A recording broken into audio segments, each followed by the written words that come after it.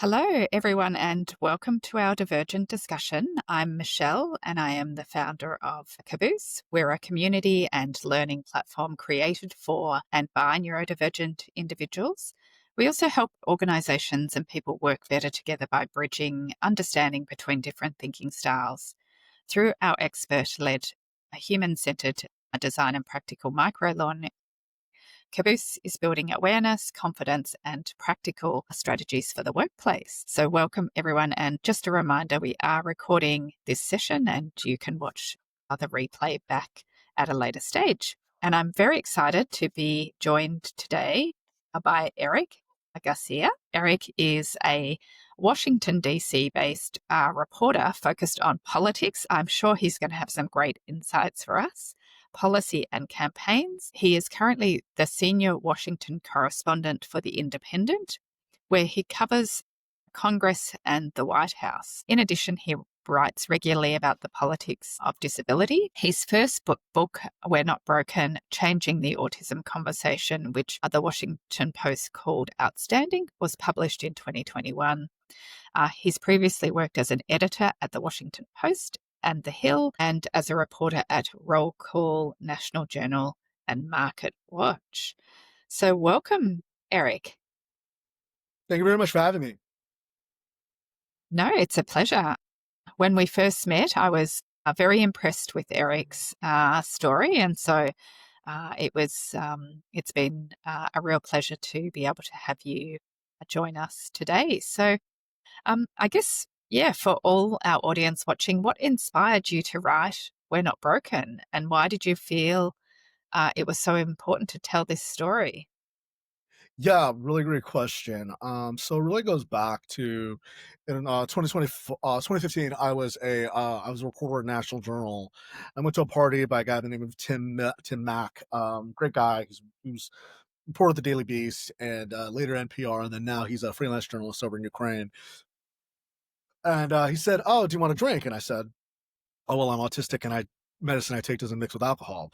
He says, and later I developed a drinking problem. We can talk about that later. But then instead of him saying, "Oh, come on, have a drink," he said, "Oh, I cover the military. There's a lot of autistic people in Washington D.C. You should write about that." And like, I was really early in my career at the time, and I was like, maybe in the future. I was covering economics and policy for at the time, and I was really happy doing it. And so then what happened was I was working in National Journal, and then the print edition of the magazine was going to go out of business. So the print magazine editor, a guy by the name of Richard Just, was a fantastic editor. He just told us all, like, he's like, and everything was going to go behind a paywall. And he was like, just pitch me the most ambitious pieces you have.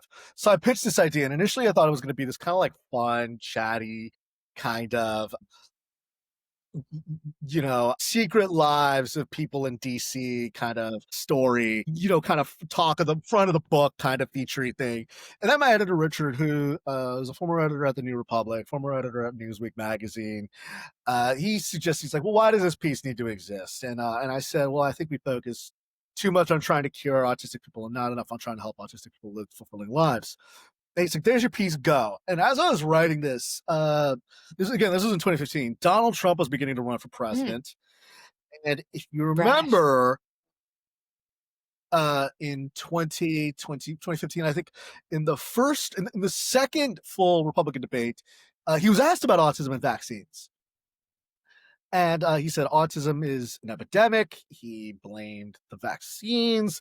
He said that they need to be smaller doses. A lot of things that he's saying now. Mm, And my feeling was, okay, look, Trump is Trump. And look, we know he lies very easily and he peddles in conspiracy theories and all that. But like, I grew up in Southern California, and I knew a lot of very left-leaning yoga moms who wear leggings and who vote for Democrats and who believe the same stuff. And what I really thought and what I really came to believe was that this was really divorced from what autistic people really needed. Because my feeling was, if politicians are just talking about vaccines or about cures, then it's very divorced from what autistic people need, which is, finding a job, living yeah. independently, or having services for end of life care. All of these, Mm, really important parts of living. The vaccine stuff was in some ways kind of a distraction.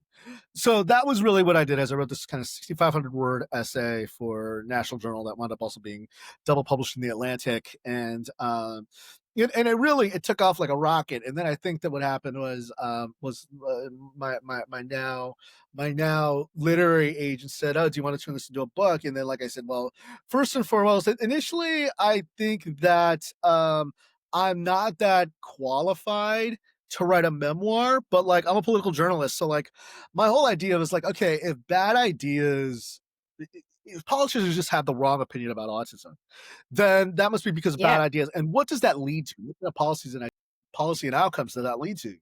So I kind of just decided to hit the road and kind of just travel the country and interview autistic people and meet autistic people and kind of just get an understanding of like what do autistic people deal with and live with in the day to day, and how do these bad ideas about autistic people really adversely affect them, and what if we focused more on helping them live more fulfilling lives?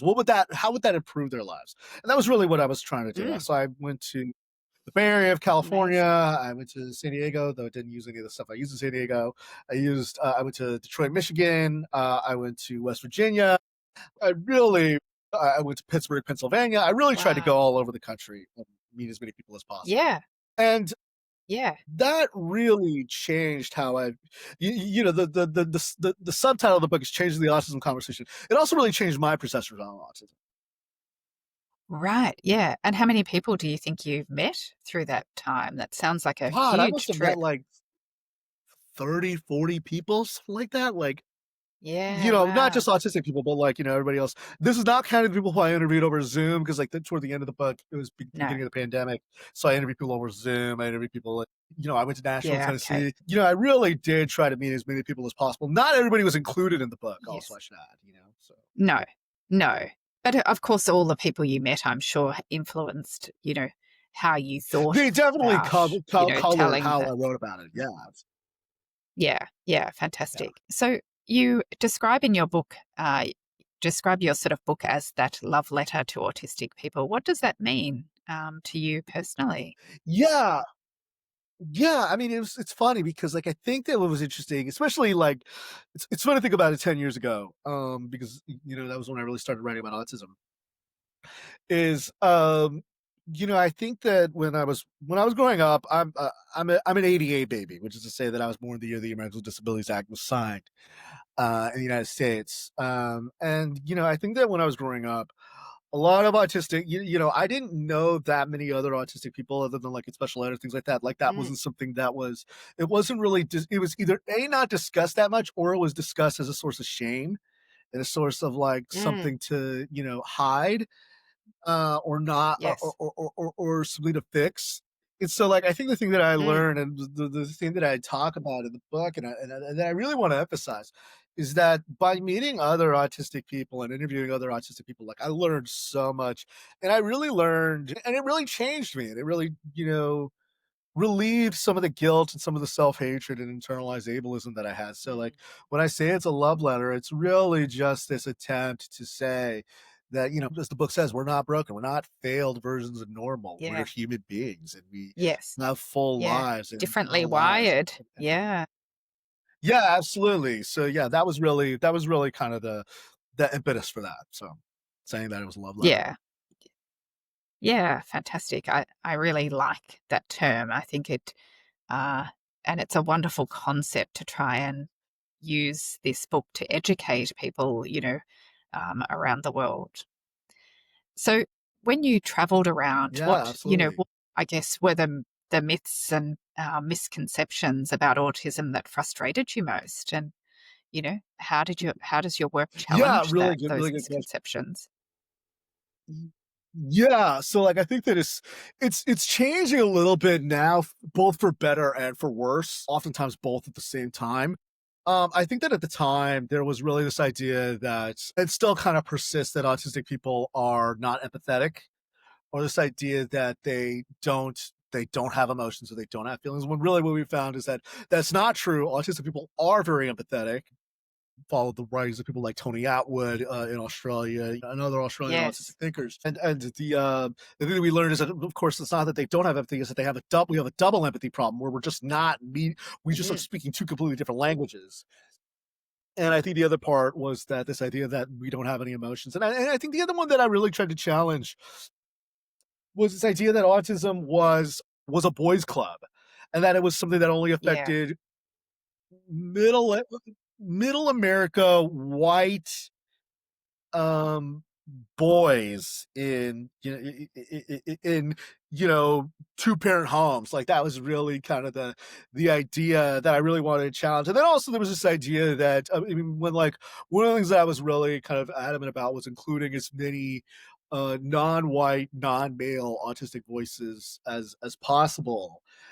And I think that ironically enough, what's kind of worrisome now is that people like Robert F. Kennedy Jr. are really saying that, oh well, autism, it disproportionately he still says it disproportionately affects boys, but he also is saying that like, oh, this autism epidemic, it also is affecting black kids and Latino kids. So like ironically enough, Mm. it's almost kind of frustrating that like for the longest time we thought that autism was a white boy thing.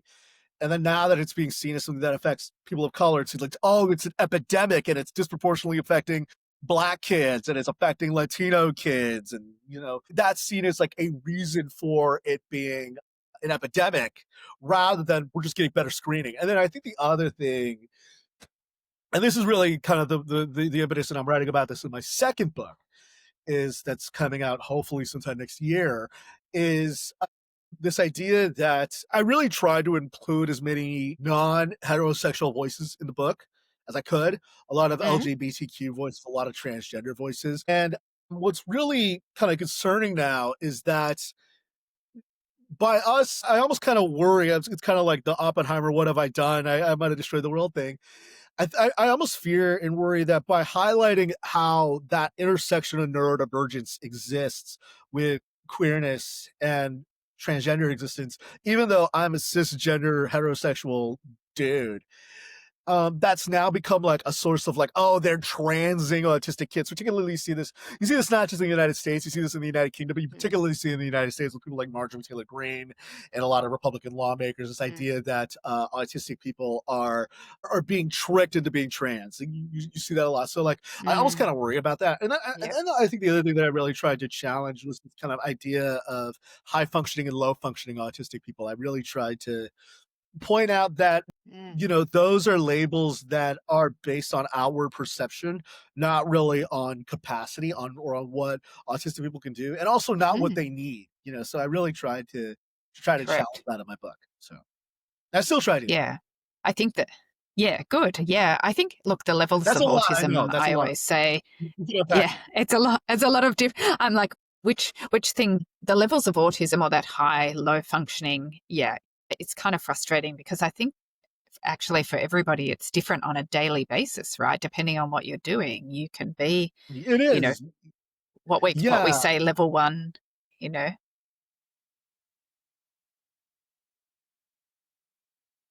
Yeah. I Yeah, think yeah, I mean, I just yeah. don't think that it really articulates what autistic people need and what services they need or what they or what or how to serve them best or how to help them accommodate them best. I Mm. don't think it's ironically enough, I just don't think it's descriptive enough. No, no. In your book, you also highlight the systemic barriers that autistic people face. And you sort of touched on it at the start around the job opportunities. Which of these things do you think need, reform most urgently? Yeah, I mean, I think there's so many, especially in the United States. I mean, for example, it's still legal to pay people with disabilities below minimum wage in the United States. Wow. Thanks to something called a 14C waiver. It's one of those things where when I bring it up, people are like, "Are you kidding me?" But like, Mm, and ironically enough, yeah, some of the people who are the crazy. biggest supporters of ending some minimum wage and people paying people with disabilities are conservative Republicans. So there's kind of a green shoot there. Mm, A lot of Republicans, yeah. including Republicans who want to run for president, want to get rid of it and pay people with disabilities a full living wage. So that's kind of good. I Yes, think so the other they one, the should. one Yeah. Mm, Yeah, I mean, if you're a conservative Republican, you want people to be able to work and support themselves, right? And then also, I think the other thing that more than anything, though, I think the biggest systemic barrier is this idea that autistic people can't is that most conversations about autism, and I read about this in the book, most conversations about autism are made about autistic people without listening to autistic people. They're almost talking past them. And I think more than any other one specific barrier, I think that it's just the fact that we don't listen to autistic people when they articulate what their needs are. Mm, yeah. I think here in Australia, still we I think we're more progressive on many fronts, but we still Yeah, you guys desperately are. need to get more participation, in the workforce. And Yeah, I yeah. think More more participation in the workforce and independent transparency. living. Yeah. Mm, yeah. So given I I mean, being a journalist, and I guess, having to report on some of these political kind of agendas and being an autistic advocate, do you find that there's any conflict? Do you come into sort of conflict in your uh, I'm really glad you asked that because I think a lot of people think that I'm an autistic advocate. I'm not an advocate. I've never thought of myself as an advocate. okay, Um, okay, I appreciate you asking me, but I think that I see myself as a journalist who writes about autism, who happens to be autistic. I think that's a really important distinction because I don't have anything yeah, against advocates, but I really just do think that I grew up and I still am an evangelical Christian, and borrow from a phrase from my mom. That's just not my ministry. Um, and I still to this day, and so I think that the thing that I do, if there's anything that I do that quote unquote advocates or changes, I really just want to change people's perceptions, and I really just want to include autistic people's stories. I think that for so mm, long, in news specifically, again, go to the point that we talk about autism while talking past autistic people. When you don't think that autistic people can read what you're saying about them, there's a real tendency that it becomes really easy to patronize them and write about them in a very condescending way, in a really dehumanizing way. And so, like, what the scope of my work really is trying to depict the full humanity of autistic people, the good and the bad. Because I think that whenever I say that, oh well, autistic people don't need to be cured, we need to help them live more fulfilling lives. I think there's this impulse and this temptation to say that, oh well, I'm diminishing the real challenges that autistic people have. I'm not. That's the furthest thing from it. What I really want to do is depict the real challenges that autistic people have, but frame them as these things that autistic people are struggling with rather than a burden on their parents or their mm, loved ones or their caregivers. Like, what do they need and how do you ameliorate their suffering? And what are the systemic barriers that often are just as disabling as the disability itself? And also, but also, like, what about their humanity? Like, what are their hopes, their dreams? What are the things that they enjoy? What are the things that make them happy, mm, even if they can't? What are the things that make them sad? What are the things that, even if they can't use, mouth words, what are the things that give them joy, that make them stim and flap their hands for joy? And what are the mm, things that they may not like that might make them overly sensitive? Like, I mean, I think that's if there's kind of one lodestar of my reporting, it's to include more people in the frame and depict mm, them in a way that you're almost taking their perspective. Because I think that for yes, so long, writing about autism, we think the perspective of the caregiver, of the parent, of the clinician, of the educator. You're not looking at the world through their eyes. yes, yeah. Okay, interesting. And you sort of talked, I suppose, when you went on the road to start interviewing people, you've written about how autism is sort of often portrayed through that very narrow lens, maybe it's that high-low functioning lens. Yeah. How do you think the media, can do better capturing the diversity? We had a conversation this morning in our one of our hangouts about the diversity of um, neurodivergence. How can the media help Yeah. capture that? That's a really good question. And it's one that I really grapple with because, like, I think one of the things that I really wanted to do, that I still want to do, is I don't want to erase the real challenges that autistic people face. And I also don't want to reduce them to just their challenges. I think that, like, it's funny. I was really close with Steve Silverman before he passed away. And, like, he was really, he was gay, and it was and he had a very lovely marriage to his husband Steve, to his husband Keith. And it would have been a tragedy if we just depicted him as the challenges that he faced as a gay Jew living in the 60s and 70s. That wouldn't have depicted his whole life. And so I Mm, think that what it really requires, I think, on the media side is just curiosity and just a willingness to go out there and ask people questions and not be afraid to look a little bit like a fool. I think that like one of my favorite reporters on Capitol Hill is a guy by the name of Paul Kane. I was in a gaggle with him, with the member of Congress, with the Democratic member of Congress yesterday. And he said, like, he started by saying, I'm just gonna ask a really dumb question. And it actually elicited a very great answer from this member of Congress. And I think that in the same way as journalists, we have to have a little bit of humility and mm. a willingness to admit what we don't know. And I think that when we start from that point, that really allows for us to learn things that we otherwise wouldn't have bothered to ask.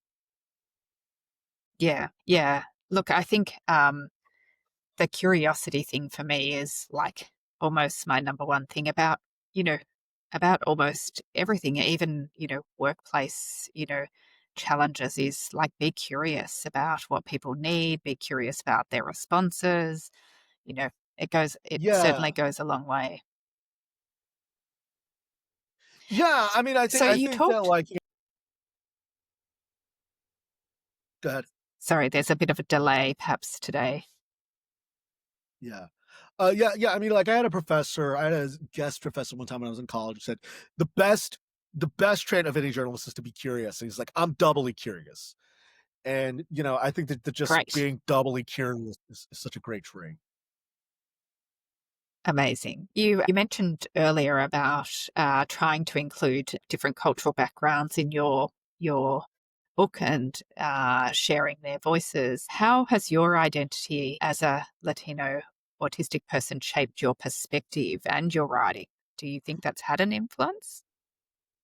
Yeah, I mean, like, what was funny was, and I didn't write about this in the book, but what was funny is that, like, this happens, right? Once you see something, once you notice something in the wild, it's impossible to not see it everywhere. Is that, like, I started to realize just how many people in my family were neurodivergent and how many people were in denial about it, and how many Mhm. of their parents were in denial about it. And I think what I recognized was just how damn lucky and how blessed my family was, like how just blessed and fortunate we were.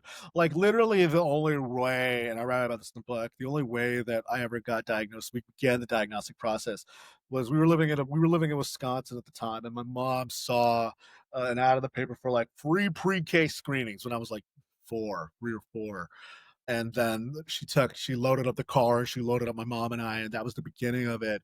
And that was when like they noticed that like, oh, I wasn't responding the way that like, when you have hand signals and all that, like for all the screenings.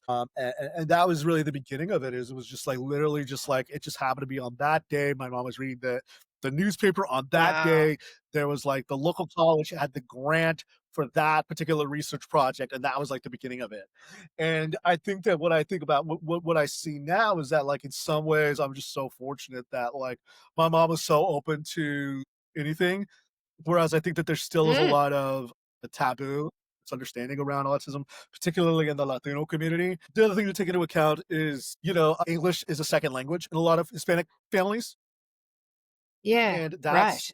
a Yeah. luxury to get a screening because a lot of I read about this in the book, a lot of autism family screenings, they aren't done in Spanish, and there's still like, Oh, a lot of wow. misunderstanding around autism. Yeah. And then now, like, I mean, again, and then again, not to, if I could bring it into the politics now, like in the landscape now, like just thinking about, because a lot of Latinos are immigrants in the United States. If we're just to talk, if we're Mm, talking about the current administration, the Trump administration, there's a lot of mixed status families, where one person in the family is a legal immigrant and one person's came to the United States illegally or didn't come with the proper documentation, or like one person's an immigrant but like the kids were born in the United States.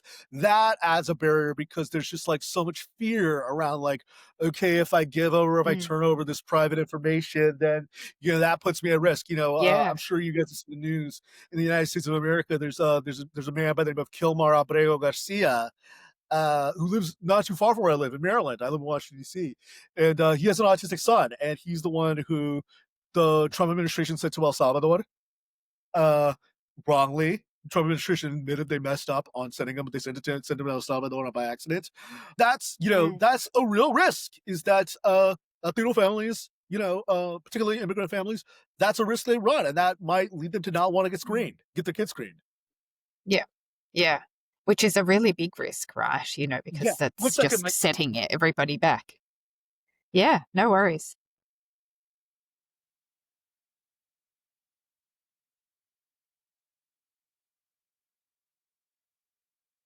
sorry, my cat got outside, and that Oh was. no, that's not a good that's I know he's good now. He's just a brat. He's just a brat.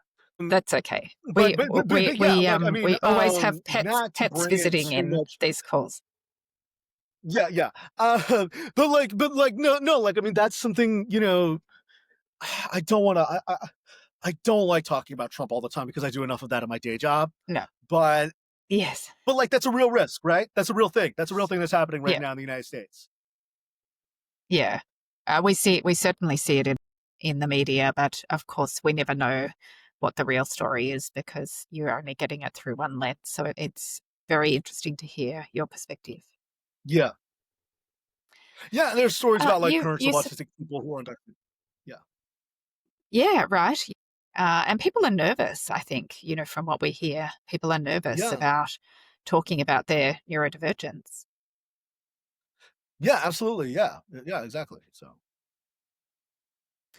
You talked about the importance of autistic people speaking for themselves, and we often talk here about self advocacy. What advice would you give organisations or even allies about amplifying autistic voices responsibly? Because I think, it's we need to amplify the voices as you're doing in your book, but responsibly, right? Yeah, yeah. I mean, that's one thing that I still really struggle with. Doing it in a way that creates the lowest possible risk. In journalism, we're taught this phrase, seek truth and report it, and then minimize harm. I think that the best way to do it is to just make make the environment so comfortable and so welcoming and warm that they will not be afraid to disclose. They'll not be afraid to discuss their neurodivergence, because if you're gonna Mm, ever fix anything or create any kind of neurodivergent program, you need to include neurodivergent voices. And whether you know it or not, you have neurodivergent employees in your office, you have neurodivergent parishioners in your church or your synagogue. They are at your grocery store, they are at your school. So whether you know it or not, they are among you. mm. And I think that it's really important before you can start anything, you have to listen to them. And I think it just starts by creating the most judgment-free, open environment as possible. Yeah, awesome. We have a question from one of our audience members, which I think is excellent. Are high profile autistics reluctant to come out as autistic in the Yeah, US? I think that yes and no. I think that there's some who there's not so much an obstacle, there's not so much a barrier. I think that, Sir Anthony Hopkins has obviously come out as autistic. Bill Gates in his newest memoir has talked about being autistic, or possibly said if I was diagnosed at another time, I would have been diagnosed as being on the autism spectrum.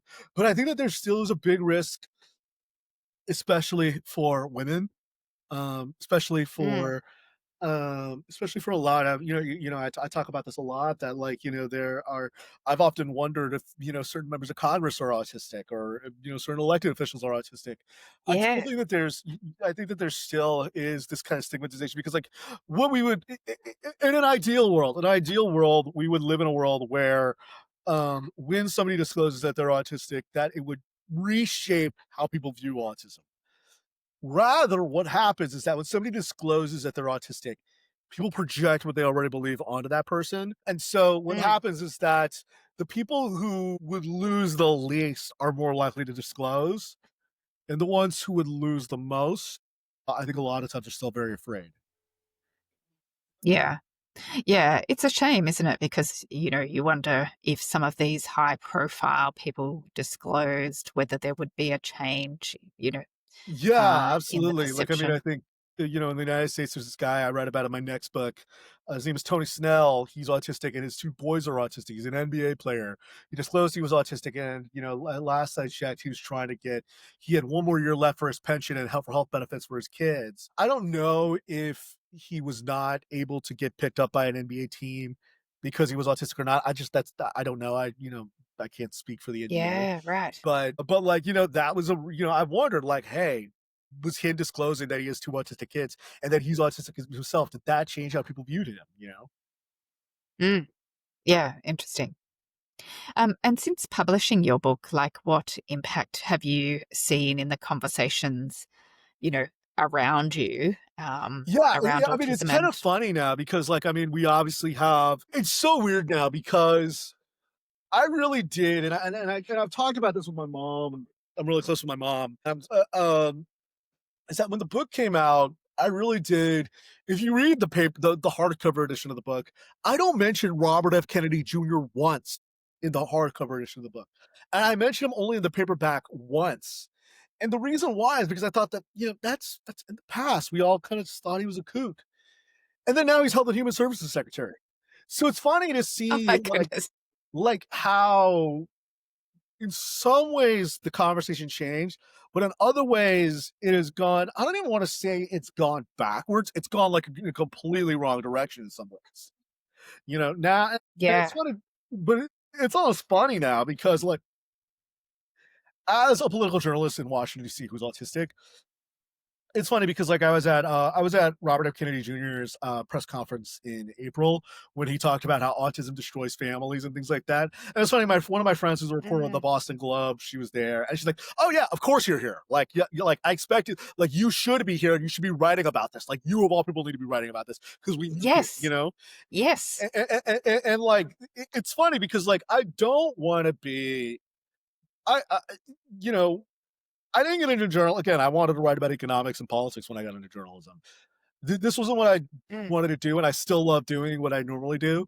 But like in some ways, I kind of almost feel like okay, because I've done so much, because I've interviewed so many autistic people, and I've written so much, and I've tried to expand the frame of who's included in these discussions. I almost feel like a real responsibility to mm, cover it and do it responsibly and do it in a smart way. And I really do feel I really do feel like I have to do right by the people who I interviewed in the past and who all the work that I did to mm. make sure that their humanity is depicted in these. In these Yeah. How do you show up in when there's a question like that as a yeah. journalist? Oh, Like, I do mean, you actually ask? Like, what? Yeah. yeah, like What do you say? when I did, because I asked our RFK question in that press conference, and like my hands were literally shaking. And then, Yeah. I was just like, "Oh my god, what am I doing here?"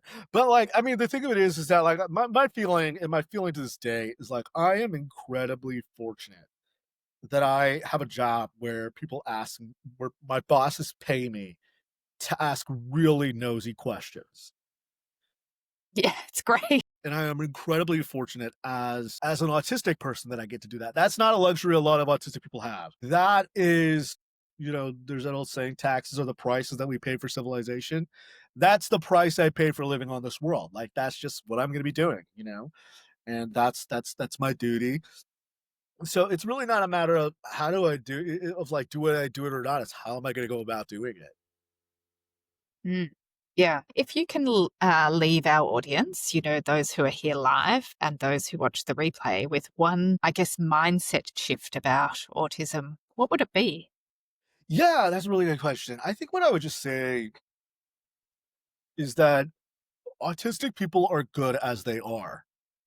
That they are good, whole, complete human beings as they are. And when you start Mm, from that point, then everything else goes into place. Because if you start from saying that, okay, an autistic person is a good and whole and fully human person, then if you look at if they have epilepsy, then you focus on mitigating the seizures so that they don't die. But you don't see them as a mm, malady or a tragedy. You see this as like, okay, how do we serve them? If you think that, like, mm, okay, well, autistic people have difficulty finding work. Okay, how do we make, they have, if we presume competence, as the saying goes, like, then, look, they're not going to be able to do every job, but like we presume competence, then we think, okay, what can they do? What are they going to be able to do? So if you start from that perspective, that really reshapes how you're going to think about and approach autism and autistic people. And, I think the other thing is, of course, if you start from believing that autistic people are full and whole from the beginning, then you're much more likely to Mm. take what they say seriously. Yeah, that's great advice. I think it's a great way to just encourage people to change their perspective, right? Yeah, absolutely. So we're getting towards the end. Anyone with any other questions, please feel free to drop them in the chat. But on a light note, you're writing a lot and talking a lot about really heavy stuff, right? Serious topics. Yeah. When you're not working, what do you do to decompress? Joy, you've got a cat. Yeah, I've got a That's good to. cat. I really love I love playing guitar. I write about that in the book. I love playing guitar. Oh wow, I yeah, love, seeing my friends. I'm very fortunate that a lot of my friends who I went to college with moved to Washington DC after college, so I see a lot of them. I like watching mindless television. Like when I get home, I really, especially dealing with a lot of weighty issues, I really just like watching the most pointless stuff on television. So, or watching really just funny YouTube videos. I'm trying to get back into reading more regularly, which is, like all of us, like my yeah, attention span has been completely shot by the internet, but I'm really trying to get back into reading regularly. And then, like I'm yeah, very good. fortunate. My mom now lives in Maryland, so I get to see my mom a lot more. So I'm really lucky that way. Really fortunate, blessed. Great. Yeah. Yeah, that's lovely. It's so important to have those relationships. I think it helps, with our whole sort of mental well-being. Yeah, absolutely. Especially these days. Yeah, absolutely. Yeah. Yeah. Um, Another question from the audience, which we talked a bit about this morning actually in one of our groups. Have you had an experience of needing to unmask in the workplace? Yeah, I mean, like, So we talk a lot about unmasking. yeah, that's a really good question. I think it's just because, like, unmasking is such a constant unlearning process. I can't think of, like, one thing. I think it's just a constant thing that I need to constantly be aware of. Like, am I putting on a show, or am I masking, or am I able to be my full self? I think I need to be I'm cognizant all the time of, like, how much you carry when, like, autistic people carry when they mask. So, more than any one thing, I think it's just being Yep. constantly aware of, like, that balancing act. Yeah. And do you remember another question, like when you did feel comfortable to disclose your diagnosis at Yeah, work? I We've mean, had a well, lot like, of questions about this. yeah, I mean, I think that, like, it's, like, I remember when the way that I got recruited to National Journal was my friend Ron Fournier, who was really my mentor. I love him like family. He was really important to me. He wrote an article for National Journal when I was a student at university. He was telling me that, like he wrote an article about his son being on the autism spectrum. His son's about my age. His son Tyler, he's like a few years younger than I am actually. And I messaged him and I was just like, "Look, your son's story really resonated with me," and I felt just really grateful that. And then he said, like, "Well, I'm really grateful for you." And then, like, it was funny because, like, when he eventually recruited me to National Journal, like, a lot of my coworkers say, like, we love working with Eric, but he sometimes can go on a little bit longer in editorial meetings. And then he says, like, so what do we do? He says, well, just talk to him. And I think it was just the fact that my editors were willing to talk to me, I think was just like was so revelatory. And it allowed me to really be myself, but Yeah. also be aware of my surroundings. Yeah. I think that's really good that, that was the advice given because I think many workplaces they don't raise the issues early enough or, the challenges early enough. So this morning we were talking a bit about like trying to educate people about our diagnoses at work. Do you find you have to do that or not It's really not so funny much? because I think that a lot of people, I don't know if I necessarily had to like educate people about autism, because I think everybody has an Mm. opinion about autism. But I think that, like, They do. it's about, Yes. like, taking that, having an opinion and directing it about, like, "Okay, this is what it actually is." Because, like, most people, I would say, like, Mm. 90% of people who have an opinion about autism have an opinion because they care, and it's just about directing it the right way. Yeah. Yeah. Awesome. Well, this was a fascinating conversation, as was our first one when we first met. So I really appreciate you taking the time to share your story and share what you've learned, along the way. And where can people get your book, Eric? Yeah, you can buy it anywhere books are Um, sold. You can buy it. We're not broken. Changing the autism conversation. You can follow me on social media. You can follow me on Twitter/X, whatever Elon Musk is calling it these days. At Eric Garcia. You can follow me on Blue Sky at the same handle. You can follow me on Instagram at Eric yeah, Garcia great, 14. And yeah, just feel free to reach out to me. great. Yeah, awesome. Well, thank you very much for joining us. And just a reminder to everyone, we have other Divergent discussions coming up. Keep an eye out on Humanitics in the Caboose app or our website. Plenty of places to see the next round of Divergent discussions. And yeah, thank you again, Eric, for making the time. I know it's the start or the end of your day in the US, and you'll be wrapping up with, I'm sure, the last minute meetings of the Yes, day. very much so. Thank you. Yeah, thanks very much. Thank you so much.